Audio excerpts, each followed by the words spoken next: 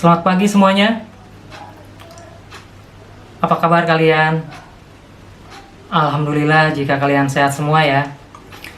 Baik, sebelum kita mulai pembelajaran hari ini, kita berdoa dulu ya, agar pembelajaran geografi hari ini berjalan dengan baik ya, dan bisa bermanfaat untuk kita semua dalam kehidupan sehari-hari gitu. Karena geografi itu adalah ilmu yang membuat kita sadar ya, bahwa bumi juga harus dimengerti gitu, termasuk kamu.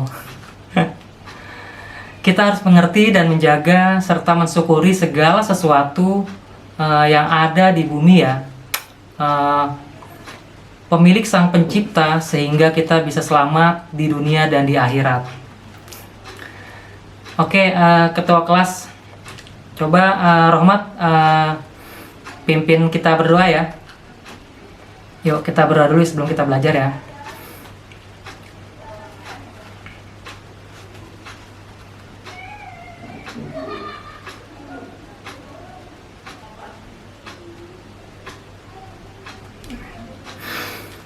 Ya, terima kasih Rohmat yang sudah pimpin kita berdoa ya.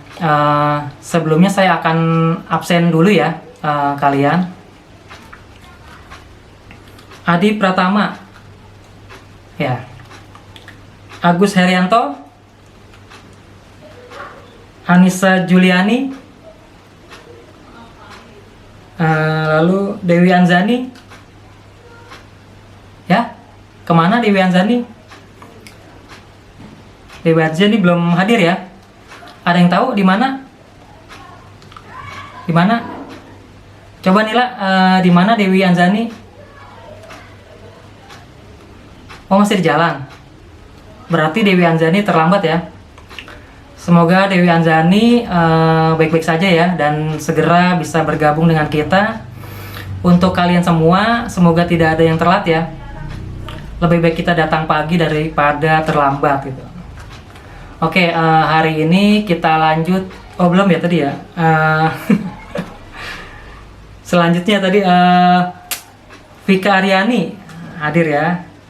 Hari Irawan Johari, Isti Wahyuningsih, Natalia Sihaloho, Nila Herianti, Rafika Mutia Istiqomah, Rahmalila Putri, Rohmat ada ya, lalu Tati, dan terakhir Wastini. Berarti dari 14 ada satu yang tidak hadir ya, atau masih di perjalanan tadi ya kata Nila ya. Oke, hari ini kita lanjut materi litosfer ya. Jadi minggu lalu kita sudah membahas mengenai tenaga geologi ya. Jadi tenaga geologi itu kemarin ada dua ya. Ada yang masih ingat gak? Jadi tenaga geologi itu kemarin ada endogen, ada eksogen ya. Jadi endogen itu seperti tektonisme ya, ada seisme atau gempa, dan vulkanisme gitu. Lalu tenaga eksogen itu seperti apa namanya? Apa tuh, lupa saya tuh. Sedimentasi ya, sedimentasi, ada pelapukan ya, ada abrasi, erosi ya, dan lain-lain itu. Oke, jadi hari ini kita akan lebih membahas mengenai vulkanisme ya. Jadi sebelumnya apa sih tujuan pembelajaran hari ini gitu ya. Jadi setelah mengikuti proses pembelajaran ini, ada kalian tuh diharapkan dapat mengagumi ya kebesaran sang pencipta, lalu mensyukuri ciptaannya, terlibat aktif dalam pembelajaran, lalu kalian juga memiliki rasa ingin tahu ya, lalu teliti dalam melakukan pengamatan ya, dan bertanggung jawab dalam penyampaian pendapat gitu. Nanti kita ada sesi diskusi ya. Lalu yang kedua, yang pasti memahami proses vulkanisme ya, dan pengaruh terhadap kehidupan gitu. Lalu yang tiga ada kita mengidentifikasi tipe-tipe letusan gunung api, lalu menemukan data dan informasi tentang proses vulkanisme ya, dan pengaruhnya terhadap kehidupan gitu. Nah, sekarang saya tanya nih, apa sih itu vulkanisme? Ada yang tahu? Coba Natalia, apa itu vulkanisme? Ya, betul ya. Jadi apa yang dikatakan Natalia benar ya. Jadi vulkanisme itu segala peristiwa yang berhubungan dengan magma ya, yang keluar menuju permukaan bumi melalui rekahan dalam kerak bumi. Magma ini bentuknya tuh cair ya, cair dan berpijar. Lalu magma itu bergerak naik ke permukaan bumi melalui diatrema. Diatrema itu ya saluran yang mirip dengan pipa ya. Jika sudah sampai di permukaan bumi, magma berubah nama ya. Ada yang tahu nggak? Coba ayo tebak. Namanya jadi apa? Coba Rafika, apa? Ya betul ya. Jadi betul banget. Jadi namanya berubah menjadi lava gitu. Nah, jadi faktor utama pada gejala vulkanisme ini adalah magma. Karena aktivitas magma itu beragam ya, maka dapat menimbulkan gejala vulkanik yang beragam juga, seperti tipe erupsinya, bentuk gunung api, dan aktivitasnya. Peristiwa vulkanisme juga memiliki gejala yang dapat diamati ya, yakni gejala sebelum terjadi vulkanisme itu namanya pravulkanisme. Lalu ada gejala sudah terjadinya ya, terjadi vulkanisme namanya pasca vulkanisme gitu. Nah, untuk lebih jelasnya saya akan menampilkan sebuah video ya, dan kalian harus perhatikan baik-baik. Nah, di sini nanti kalian lihat, kalian perhatikan baik-baik. Ya, silahkan kalian tonton. Jangan lupa perhatikan baik-baik.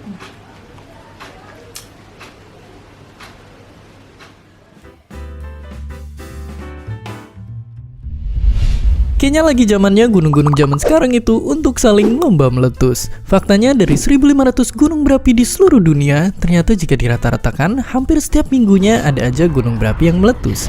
Tapi pertanyaannya, kenapa gunung berapi itu perlu meletus? Apakah gunung berapi itu memang perlu meletus seperti halnya anak ABG yang baru meletuskan jerawatnya? Pendeknya, semua itu terjadi karena adanya tekanan dari bawah yang membuat gunung kemudian meletus. Tapi kenapa ada tekanan dari bawah? Tekanan dari bawah itu ada karena jauh di dalam isi perut bumi tersimpan sesuatu yang sangat panas. Jauh lebih panas dari goyangan dangdut yang suka ada di YouTube. Nah, karena inti bumi itu panas banget, singkatnya panas itulah yang memberikan tekanan ke atas, yang kemudian membentuk gunung berapi, dan saat nggak bisa nahan tekanan lagi, maka gunung berapi akan meletus. Kekuatan yang dikeluarkan saat letusan pun nyatanya bisa sangat dahsyat. Contohnya letusan Gunung Krakatau yang terkenal sangat ganas. Tapi itu pun belum yang terbesar. Masih banyak gunung-gunung lain di dunia yang letusannya jauh lebih besar. Dimana fakta uniknya, beberapa yang terbesar ada di Indonesia. Dan mungkin akan jadi bahasan di episode lain selanjutnya.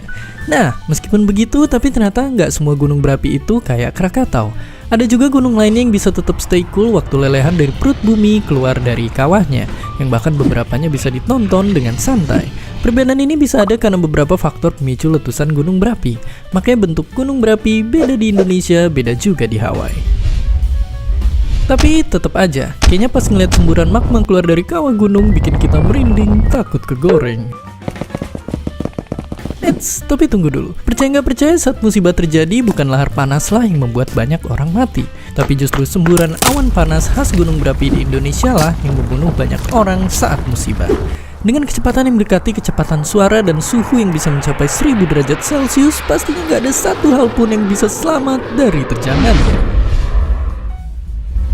Dan untuk melengkapi episode kali ini biar puas, tonton juga simulasi eksperimen gunung berapi meletus di channel Koharu TV biar makin kebayang bagaimana proses gunung meletus. Jadi balik lagi, setelah tahu bahayanya, jangan tetap nekat untuk ngelakuin hal yang aneh-aneh sama gunung berapi.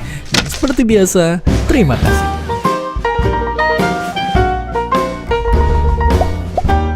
Hi, thanks for stopping by our video. Don't forget to comment, like, and subscribe.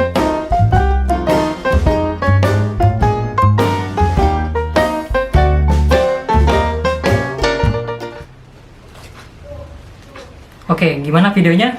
Sudah kalian tonton ya? Jadi sekarang saya kasih kesempatan untuk kalian yang ingin bertanya ya, atau menanggapi gitu dari si tayangan video itu. Ada yang mau menanggapi? Ya, Anissa apa? Ya? Kenapa Indonesia banyak gunung api? Oke, jadi Indonesia itu memang terkenal ya dengan jalur pegunungan ya, atau jalur gunung api aktif, atau yang sering kita sebut itu dengan nama istilah Ring of Fire ya. Jadi tidak heran nih jika Indonesia memiliki puluhan gunung api aktif, yaitu dari Sumatera ya, Jawa hingga ke arah Sulawesi ya, itu banyak sekali. Tersebar di seluruh pulau yang ada di Indonesia kecuali Kalimantan ya. Keberadaan gunung aktif ini bukan menjadi alasan untuk tidak mencintai negeri ini ya, malah dengan banyaknya gunung api ini kita semakin bersyukur dan menjaga pemberian Sang Pencipta ya. Nah, ada lagi yang bertanyakan atau menanggapi? Ya? Oke, Tati apa pengaruhnya, apa pengaruh atau manfaat gunung api bagi kehidupan? Nah, ini kebetulan banget nih. Oke, jadi kebetulan saya pernah buat video ini ya. Jadi video tentang manfaat gunung api bagi kehidupan ya. Dan kalian perhatikan baik-baik nih, saya ada videonya ya. Jadi saya pernah buat ini video buatan saya. Jadi kalian perhatikan baik-baik dan jangan lupa subscribe ya, karena di sini ada video saya ini sudah ada di YouTube ya, kalian subscribe. Jadi silahkan kalian tonton dan di sini perhatikan baik-baik ya.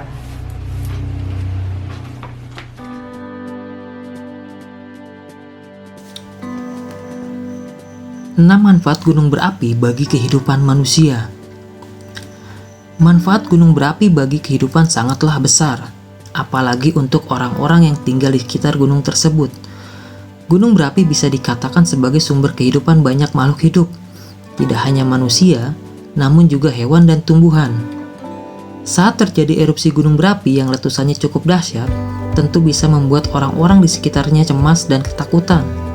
Hal ini memang tidak jarang terjadi di Indonesia yang memiliki begitu banyak gunung berapi.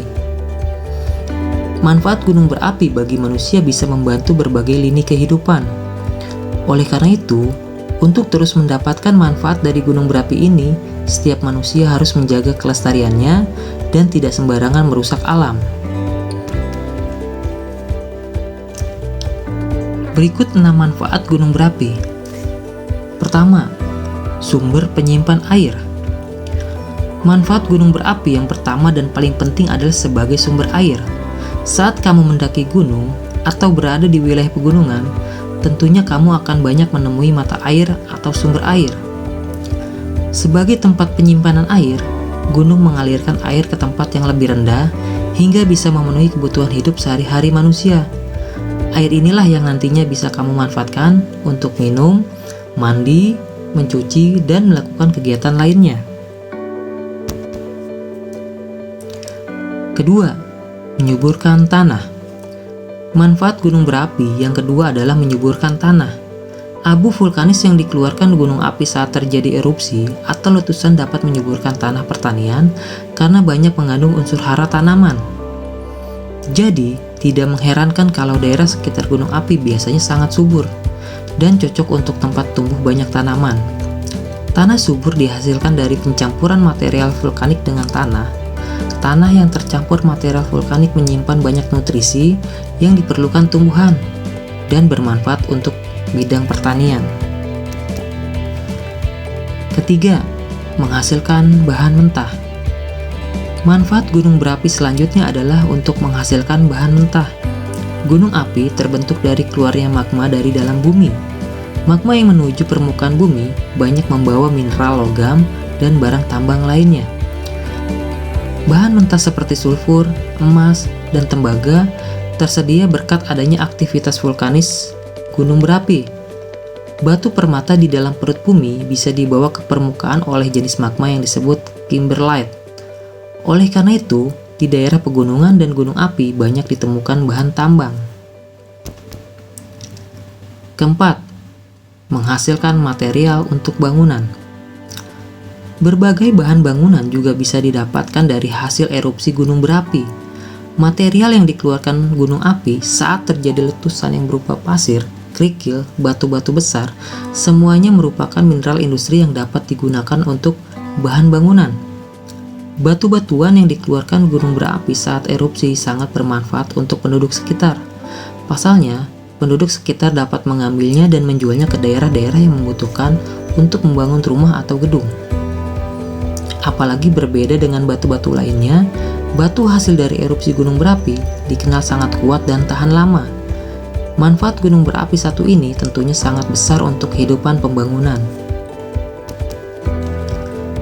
Kelima, objek wisata. Salah satu manfaat gunung berapi yang sedang hangat-hangatnya beberapa tahun belakangan tentunya adalah objek wisata.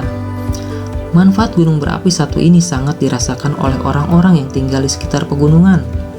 Mereka bisa membuka usaha yang cocok diberikan untuk para pendaki gunung ataupun wisatawan. Bahkan tak sedikit turis mancanegara yang datang ke Indonesia hanya untuk menikmati keindahan gunung. Salah satu primadona tentunya Gunung Semeru di Jawa Timur. Semua orang Indonesia tentu tahu keindahan Semeru yang menawan. Tidak jarang kamu bertemu dengan turis mancanegara saat mendaki gunung, karena alamnya yang indah memang tidak perlu diragukan lagi. Selain Gunung Semeru, Gunung Rinjani juga memiliki daya tarik tersendiri di mata turis mancanegara. Selain memiliki pesona alam yang menakjubkan, penduduk di sekitar gunung yang ramah menyambut para wisatawan menjadi nilai tambah yang tentunya membuat gunung ini semakin populer. Keenam, menjalankan usaha perkebunan. Daerah yang bergunung api biasanya merupakan daerah tinggi, sehingga dapat dimanfaatkan sebagai daerah hutan, perkebunan, dan daerah pariwisata. Manfaat gunung berapi satu ini sangat baik untuk menjalankan usaha perkebunan, apalagi dengan tanahnya yang subur. Banyak tanaman yang tumbuh subur di daerah pegunungan, hal tersebut disebabkan kondisi tanah di pegunungan sangat bagus. Bahkan saat ini, cukup banyak petani yang berhasil menggarap perkebunannya dengan baik dan menuai hasil yang besar. Nah, itulah beberapa manfaat gunung berapi bagi kehidupan manusia. Dengan mengenali berbagai manfaat gunung berapi ini, diharapkan kamu bisa lebih menjaga kelestarian dan keasrian gunung. Sekian, terima kasih, sampai jumpa.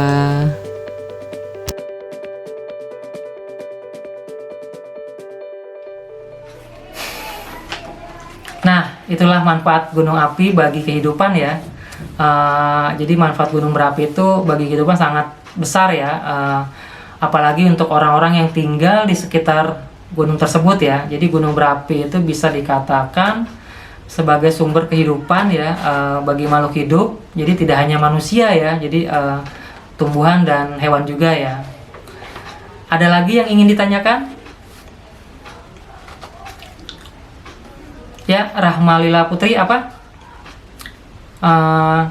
Letusan gunung apa? Letusan gunung terbesar apa?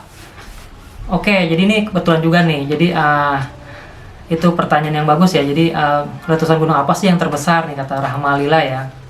Jadi pertanyaan itu tidak akan saya jawab sekarang ya. Jadi karena saya sudah membuat lembar kerja ya untuk kalian itu mengenai gunung di Indonesia ya, dan salah satunya itu adalah yang terdahsyat gitu. Jadi nanti dengan kalian mencari, kalian bisa tahu jadi gunung apa nih yang letusannya terdahsyat gitu ya. Nah, sekarang saya minta kalian sekarang buat kelompok ya. Jadi kalian maunya gimana nih kelompoknya? Kita undi atau bagaimana? Ya? Oh, menurut saya gitu. Oke, jadi kalau kalau menurut saya mending saya buat melalui absen aja ya biar cepet ya, karena kan ini waktunya nggak lama ya. Jadi biar cepet saya buat kelompok dari absen gitu. Oke, di sini juga saya sudah buatkan lembar kerjanya. Ini saya akan bagikan ya. Jadi ini saya buat ada 4 topik ya. Jadi ada 4, nanti ada 4 kelompok gitu. Itu letusan Gunung Krakatau ya. Ada apa nih? Ada letusan Toba Super Volcano ya. Ada letusan Gunung Merapi dan letusan Gunung Tambora gitu. Nah, dan sekarang itu kalian cari dan kumpulkan ya informasi berkaitan dengan topik yang sudah ditentukan ya. Lalu diskusikan dengan teman kelompoknya dan tuliskan pada buku tulis ya. Setelah itu kalian buat di PowerPoint ya. Ya, jadi buatnya sesuai dengan ketentuan nih. Jadi ini sudah saya buat juga ketentuannya. Kalian nanti bisa lihat juga ketentuannya. Jadi yang pertama itu kalian untuk ketentuan PowerPoint-nya kalian buat minimal 10 slide ya. Lalu buat sesuai topik. Ketiga, penjelasan singkat ya. 4, dengan contoh gambar jika ada ya. Lalu bentuk tulisannya Cambria ya, karena menurut saya tulisannya itu mudah dibaca ya. Lalu tampilkan video jika ada ya. Tulisan jelas dan terbaca, lalu dibuat kreatif dan menarik ya. Pahami untuk presentasi, nanti kalian presentasi itu kurang lebih 10 menit ya. Nah, ini ada juga ketentuan materinya apa aja sih yang harus kalian cari ya, biar tidak terlalu jauh kemana-mana gitu. Jadi yang pertama itu kalian cari penjelasan ya, atau sejarah singkatnya seperti apa. Lalu kalian harus tahu tipe letusannya apa gitu ya. Lalu kapan terjadinya ya. Lalu di mana terjadinya gitu. Lalu apa sih pengaruh terhadap kehidupannya gitu. Nah, terakhir itu nanti kalian foto kelompok ya bersama kelompok kalian. Nah, terakhir tuh kalian buat kata bijak geografi. Jadi di slide terakhir sebelum terima kasih tuh kalian buat kata bijak kalian ya, kata bijak geografi gitu. Nah, untuk waktu yang diberikan itu 25 menit ya. Jadi saya kasih waktu kalian untuk diskusi ya. Kalian buat PowerPoint-nya itu 25 menit gitu ya. Cukup ya. Nah, di sini saya harap kalian itu kalian kerjakan dengan baik ya. Kompak dan penuh tanggung jawab. Setelah kalian kerjakan nanti itu kalian bergilir, setiap kelompok itu akan presentasi ya. Jadi saya akan kasih kesempatan untuk mempresentasikan hasil diskusi kalian gitu. Dan ini juga saya sudah buatkan lembar penilaian ya, untuk menilai teman yang sedang presentasi. Ingat, kalian nilai dengan baik dan bijak ya. Jangan sampai karena kalian tidak suka dengan teman kalian yang sedang presentasi nilainya jelek gitu. Atau karena teman kalian kasih nilainya bagus gitu. Jadi di sini nilai kejujuran ya diperlukan gitu.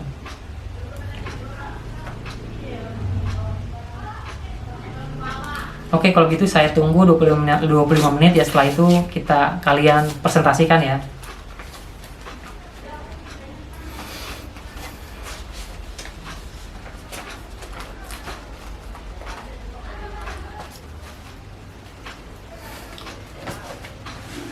Nah, kesimpulannya setelah teman-teman kalian presentasi ya, jadi kalian sekarang jadi tahu ya tadi pertanyaan Rahmalila ya, apa sih letusan gunung yang terdahsyat gitu.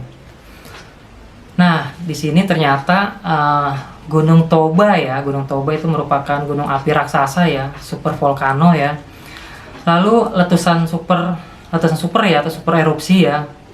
Itu sebuah gunung berapi super yang terjadi kurang lebih 74.000 tahun yang lalu ya, di kawasan Danau Toba pastinya kan, di Sumatera Utara di Indonesia gitu. Letusan ini diakui sebagai salah satu letusan gunung terdahsyat di bumi ya. Hipotesis bencana Toba berpendapat bahwa peristiwa alam ini mengakibatkan musim dingin vulkanik di seluruh dunia ya, itu selama kurang lebih 6 hingga 10 tahun ya. Dan masa pendinginan selama 1000 tahun ya. Seperti itu gitu. Baik, sekarang kalian kumpulkan lembar kerja dan lembar penilaiannya ya. Mungkin cukup pembelajaran hari ini karena waktunya sudah habis ya. Oh ya, untuk minggu depan kita ada kunjungan. Kita akan observasi ke Gunung Rinjani ya, di Lombok. Jadi kalian jangan lupa bawa perlengkapan ya, bawa pakaian tebal yang mungkin sana akan dingin ya. Kalian tetap jaga diri, tetap jaga kesehatan ya, dan tetap semangat gitu. Mari kita ucapkan hamdalah ya, alhamdulillah kita sudah selesai pembelajaran hari ini. Oke, saya ucapkan terima kasih dan sampai jumpa ya minggu depan. Sampai jumpa. Dah.